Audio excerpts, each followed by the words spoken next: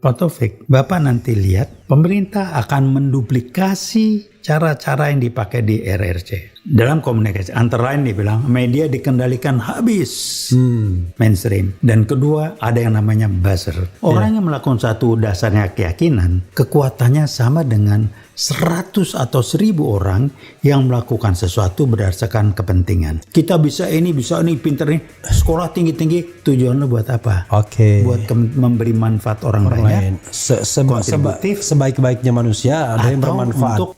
Untuk transaksional, itu IQ. Anda IQ baik sama orang belusukan masuk ke tujuannya buat promosi, dapat tepukan, atau karena supaya lu beri manfaat orang lain. Nggak bisa bohong. Nah kalau basisnya tidak SQ ya kayak sekarang.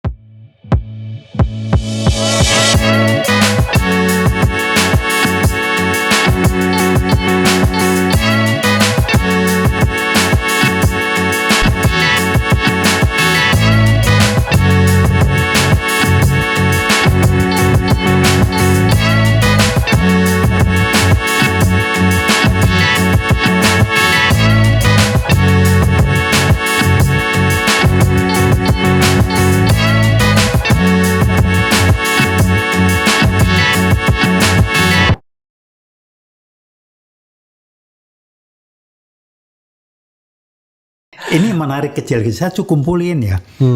Ketika Pak Jokowi 2014 dinyatakan menang sebagai presiden, salah satu orang yang dekat dengan Pak Prabowo saya ketemu beliau. Dia bilang, saya nggak sebut namanya, jangan lah ya. Iya, jangan. Pak Taufik, Bapak nanti lihat pemerintah akan menduplikasi cara-cara yang dipakai di RRC. Dalam komunikasi, antara lain dibilang media dikendalikan habis mainstream. Dan kedua, ada yang namanya buzzer. Saya kan nggak tahu apa itu buzzer. Dia cerita, saya ketawa aja, mana ada gitu kan. Sama coba Anda lihat, buzzer pakai dibayar, duit dari siapa? Dana dari mana kalau bukan dana maling? Makanya impor rajin. Tidak mungkin dipakai dari dana resmi. Nggak mungkin. Pasti dana belakang itu. Dan masing-masing elit itu ada buzzernya gitu. Selain buzzernya kekuatan yang formalnya. Itu di tiap grup WhatsApp ya. Itu masih ada buzzer masuk. Ada yang terang-terangan terbuka, ada yang nyudi, semua grup. Oh ini apalagi di channel ini. Wah ada itu ya. Oh banyak buzzer. Pokoknya ada yang namanya langit biru, ada yang namanya pokoknya kerjanya ngatain aja pokoknya. Iya nggak apa-apa, cari makan. Iya. Dia kalau nggak ngatain nggak dapat duit. Karena coba kita lihat di mana yang tukang ngatain nggak muncul. Haran kakak pembina. Kalau cari makan, kalau saya bilang kasihanin aja lah. Iya. Dia cuma bisa cari makan. Di sini ada langit biru namanya. Termasuk jadi WA bahkan mereka WA pribadi. Betul. Itu kadang-kadang mereka ini kan karena mereka percaya diri, mereka nggak akan disentuh. Oh iyalah. Nah, itu yang membuat mereka percaya diri untuk ngantem orang. Ya iyalah, tahu apa ditangkap dilapor polisi enggak kan? Iya. Gitu. Tapi kalau yang ini Roy Surya ini langsung diproses, vonis. Kalau dia gone with the wind. Ya, masih didalami. Iya. Gitu. Saya cuma bilang teman-teman di UI udah nunggu nih, tunggu waktu aja nih Bang katanya. Oke. Nunggu trigger silakan saya bilang. Saya bukan apa, umur gue udah segini, Umur kan baru 35. Kalau umur sebetulnya masih ya semangat 35. 28 lah. Tapi gitu. saya shock ternyata 78. Untung orang yang pernah naik ke loteng ini tidak hanya yang 78, 80 pernah. Kiai Haji Suyuti Toha. Wih, mantep itu. Itu malah 2 kali. Wah, aman. Oke. Gitu. Coba kita bacakan lagi, Prof. Beberapa hal ya. Yang bertanggung jawab terkait hukum, politik, dan stabilitas adalah Menko Polhukam. Channel ini berani nggak undang Mahfud MD? Jadwalkan dong. Ini bukan soal berani nggak mau nggak Pak Mahfud? Nah iya betul. Bukan soal berani nggak berani. Dulu Prof Mahfud terus terang teman saya. Waktu kenal dekat ya? Iya, kenal dekat. Waktu saya promosi, saya minta khusus dia menguji saya, ya kan. Kemudian sebelum dia masuk MK, saya MK duluan. Betul. Ya, saya yang sempat mengadukan kalau ada mafia peradilan di MK. Cuman penanganannya yang kurang mulus. Malah saya yang mau dikriminalisasi. Saya ikutin juga. Untungnya Akil Muhtarnya tertangkap 3 tahun kemudian. Jadi orang percaya kalau itu. Kalau enggak, Refli Harun ikut di kerangkeng kan. Iya. Jadi kayak gitu. Dan hari ini juga ada yang begitu di MK kan ada vonis palsu itu pertimbangannya diubah kan. Dan memang state captured juga sudah. Jadi sudah captured by the state ininya hakim-hakim ini. Jadi nggak bisa juga dia ngapa-ngapain. Kalau saya sih lihatnya sederhana lah ya. Coba Anda lihat. Lembaga atau institusi penegak hukum semuanya di bawah kendali. Polisi di bawah presiden. Iya. Kejaksaan Agung di bawah salah satu partai kan gitu ya. Nah ini yang kehakiman segala macam ini menterinya ya, tapi belum bisa mengendalikan penuh kan. Karena kehakiman ada beda, tapi dicoba dikendalikan. Saya pernah ketemu hakim ngomong yang waktu itu kasus apa ya? Lupa saya. PLN apa Pak Edi Widiono macam-macam. PLN itu kalau Edi Widiono. Lupa saya. PLN itu. Dia pokoknya yang sidangnya mundur-mundur. Saya sempat ngobrol sama beliau, saya lupa namanya. Saya cuma dapat kabar dia ngomongnya rada beda. Saya dapat kabar bahkan dia dipindah ke ujung ujung dunia di mana lah. Jadi cuma itu bisa secara administratif dia bisa dikerjain kan. Walaupun secara proses hukumnya nggak bisa oleh kementerian ini. Tapi dia karir orang. Jadi Anda bisa lihat lah. Saya cuma menghimbau Pak SBY tolong merenunglah. Saya kritik beliau. Waktu beliau jadi presiden kan rumorsnya saya dengar. Beliau janji periode kedua Polri tidak akan dibawa presiden. Janji. Kalau emang betul. Akan dibawa presiden. Tidak dibawa presiden. Tidak dibawa presiden. Oke. Itu kan nggak benar itu polisi dibawa presiden. Iya. Jadi kayak sekarang. Nah ini dimanfaatkan. Jadi saya bilang. Tapi sebenarnya memang. Ya ini sudah memang kita menata reformasi kepolisian itu memang kebablasan banget tuh. Bukan kebablasan sih, memang diarahkan ke sana. Kita nggak tahu dia orang nggak sadar ya bilang PKI baru bermain, arahnya kan ke sana. Gitu. Sambo. Kasus kilometer 50. Iya. Jelas itu kok nggak ditindak. Padahal itu ya makanya dia bilang. Ya Poldanya nggak ditindak. Kata buta tuli tolol kata si Anu itu. Kan yang terlibat tangan kanan Sambo. Iya. Kan hadir di sana lagi tampil paparan. Yang Hendra ya. Hendra, kok nggak ada apa-apa? Jelas kan? Dia ngaku gini, ada tindak lanjut kak? Enggak. Kapolri, saya cuma bilang saya prihatin. Beliau punya keterbatasan Kapolri kan. Jadi ya udahlah gitu.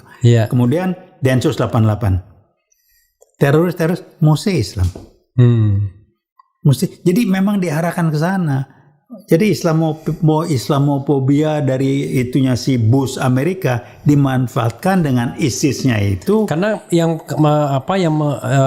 membuat kita prihatin itu selalu rilisnya BNPT itu ya. Iya. Ada partai yang disusupi radikalisme. Kenapa nggak partai disupin komunis? Iya, dia nggak pernah bilang disusupi komunisme. Pokoknya selalu radikalisme partai ini. Kita nggak jelas partainya apa itu. Itulah. Jadi saya cuma komen. Nah ini saya juga menghimbau juga pada Pak Boy Rafli kan. Iya. Kita kenal juga. Ya kadang-kadang kalau kita bicara tentang good governance, clean government itu kan ada tadi ada kedua jenis tadi kan, ada yang ideologis, ada yang pragmatis. Iya. Kalau yang ideologis memang ada the grand design. Iya. Tapi yang pragmatis ini kan banyak. Iya. Hanya untuk menghidupi lembaga juga bisa gitu. Betul. Ya kan? Jadi biar lembaganya tetap eksis, selalu lempar isu-isu itu. Iya betul. Gitu. Jadi penting kan? Jadi penting. Anggaran nambah kan? Iya. Itu. Wajar. Nah itu yang persoalan. Termasuk juga ya cybercrime misalnya. Iya. Itu kayaknya tukang ngadu-ngadu itu juga untuk lift up ini juga aktivitas gitu. Nah kita ini saya ingat Bung Karno, alasan kita merdeka ini mau jadi golden bridge, jembatan emas menuju masyarakat adil dan makmur. Wah iya betul. Kan begitu. Kata Bung Karno, kalau nunggu kita semua hati kita merdeka sampai kiamat kita nggak akan merdeka. Makanya kita merdeka dulu. Iya betul. Lalu di seberang itu golden bridge itu, di seberang itulah kita bangun kemerdekaan yang sejati. Ini setelah 70 tahun lebih. Malah kita takut ya. Bung Karno menurut saya sih dirusak, disusupi oleh si Aidit ini. Muncul gagasan Asako. Tadi kan Bung Karno nggak begitu. Lalu represif jadinya. Jadi itu Asako. Yang tadinya dia berpikir bagaimana memerdekakan hati bangsa Indonesia. Jadi malah represif. Nggak nyadar lah beliau. Kasihan aja. Tapi saya respect tetap apapun ya. Oke. Nah lagi kenapa saya bilang bangsa ini butuh presiden yang punya leadership dan leader tapi smart. Ya, jadi leadership bukan dealership ya kan? Iya. Kita butuh dealer, bukan kita butuh leader bukan dealer. Iya, ini dealer. Saya kenal Pak Jokowi lah dulu ini, saya udah nggak usah komentar, cuma nggak ngomong aja. Jadi mau diapain? Jadi kalau mau begini terus ya silakan. Saya mengatakan, termasuk teman-teman Iwat, prinsip kita simpel. Lakukan yang terbaik. Dan jangan pernah jadi penonton, karena itu tanggung jawab kita. Pilihan Anda penonton, atau Anda ikut main dan berusaha yang terbaik. Saya bilang, do the best.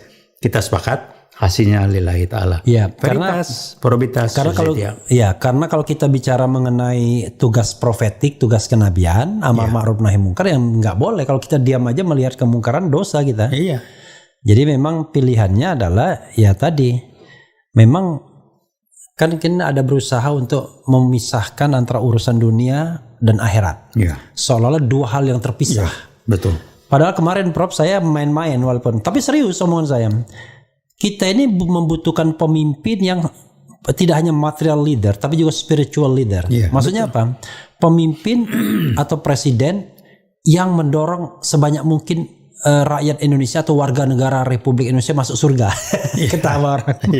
Nanti di surga di alam baka sana ditanya dari mana? Indonesia. Wah, keren ya kan? Iya, betul. You are from the Muslim population in the world. Wajar kalau paling banyak di surga ya kan? Jangan sampai kemudian kita Islam paling banyak tapi di neraka semua. Walaupun kesannya main-main, maksudnya serius. Itu kan ada kaitannya hablum minallah hablum minannas itu satu-satuan itu. Two side in one coin. Iya, jadi betul. Iya, nggak bisa. Nah, tapi oleh komunis gaya baru termasuk para buzzer-buzzer ini mau dipisahkan. Iya, harus. Jadi karena dia tahu ini kekuatan ideologis kanan ini, kalau sudah bilang Allahu Akbar, mati pun gak ada masalah. Karena dasarnya belief. Iya, belief. Kan hukumnya begini, saya belajar ginian lah ya. Orang yang melakukan satu dasarnya keyakinan, kekuatannya sama dengan 100 atau 1000 orang yang melakukan sesuatu berdasarkan kepentingan. Yang satu dasarnya transaksional, hitung-hitungan gue dapat apa. Yang satu gue melakukan karena keyakinan. Nggak akan sama. Nah satu lagi barangkali saya mengatakan, ini bidangnya saya belajar. Tuhan itu menciptakan, ini di Dana Zohar menginterusir yang namanya kecerdasan spiritual.